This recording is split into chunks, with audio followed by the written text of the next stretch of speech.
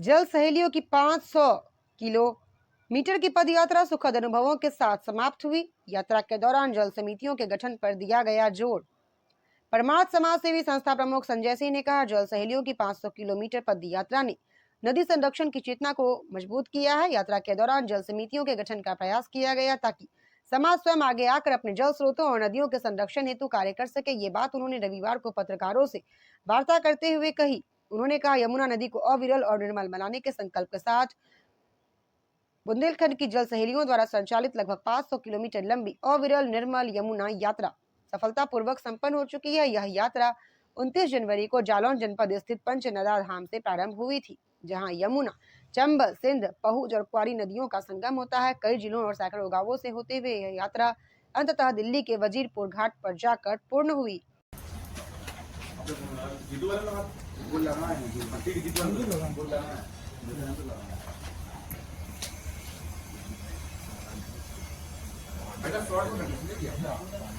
एक से 1.5 मिनट में मैं कोशिश करूंगा कि 1 मिनट बहुत बना है।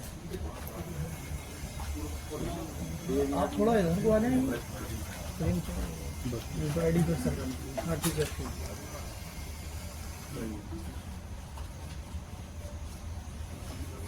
आपकी जो जल सहेलियों की यात्रा, ठीक है, की 500 किलोमीटर की यात्रा की लंबा सफर तय किया, क्या चीजें आपने देखी और किस तरीके का महसूस हुआ? जल सहेलियां भी आपके साथ चली हैं इस यात्रा में?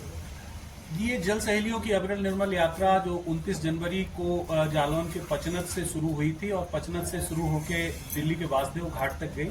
इस 29 दिन यात्रा में मैंने जो देखा वो ये देखा कि यमुना के प्रति समाज में एक बहुत गहरी आस्था है और लोग उसको अविरल और निर्मल देखना चाहते हैं। दूसरा ये देखा कि स्थिति बहुत खराब है, क्योंकि प्रदूषण की स्थिति बहुत खराब है, लेकिन इस पे भी उपचार के कुछ सुझाव हमने सरकार को प्रस्तुत किए हैं कि अगर वो चीजें कर दी जाएं तो यमुना की स्थिति में काफी बदलाव हम देख सकते हैं। तीसरी एक और बड़ी बात निकल के आई, वो ये निकल के आया कि अभी भी यमुना में कुछ करने की संभावना है।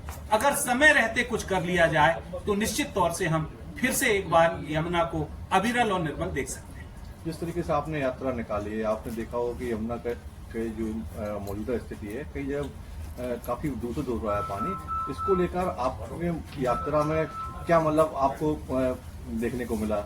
सरकार की तरफ से क्या मतलब इनिशिएटिव हुआ? देखिए, सरकार की तरफ से इनिशिएटिव ये है कि सरकार में सारे उनके जो चीफ इंजीनियर्स वगैरह और उत्तर प्रदेश के जल शक्ति मंत्री और उनके प्रमुख सचिव, ये सारे के सारे लोग ये बात कर रहे हैं कि ये रिकमेंडेशंस है। अब उन्होंने हमने जो रिकमेंडेशंस दी थी उस पे वो एक आगरा में 3 दिन का कन्क्लेव करना चाहते हैं और उन्होंने कहा आप हमारे अधिकारियों के साथ एक बार पूरा घूम के कुछ एस्टिमेशन वगैरह हो जाए और फिजिकल सर्वे हो जाए, ड्रोन सर्वे, ये सब करने की कोशिश में सरकार कह रही है कि करेंगे। हमने उनसे कहा कि आपको यमुना के लिए जब भी मेरी जरूरत पड़े हम उपलब्ध हैं। जिस तरीके से सरकार ने गंगा नदी को सिर्फ साफ करने की बात कही थी और आज भी वही हालत हो गया, ये भी कागजों में अकेले सफाई होगी?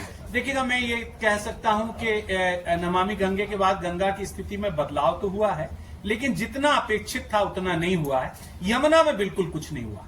नमामि गंगे में यमुना के साथ अभी वो सारे काम नहीं किए गए क्योंकि पूरी प्राथमिकता गंगा पे थी। अब हम सरकार से अर्ज कर रहे हैं कि वो यमुना को अपनी प्राथमिकता में रखें।